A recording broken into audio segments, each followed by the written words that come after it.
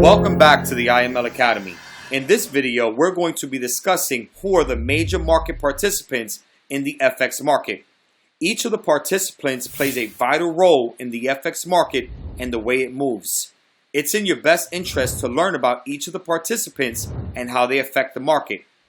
The first major market participants are the commercial banks, aka the market makers. They are made up of a small number of banks that sit at top of the FX market, which controls a majority of the world's money and which way the market moves.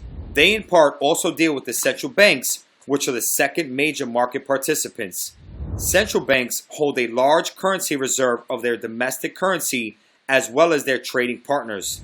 They control many economic factors such as monetary policies, interest rates, and more. And when they put out a news release, it has an immediate and powerful effect inside of the market and which direction the market moves.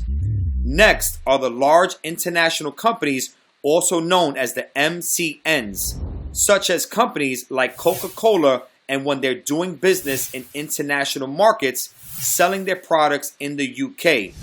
What they are actually doing is trading the pound for the US dollar in the FX market in large quantities and sending this back to the United States.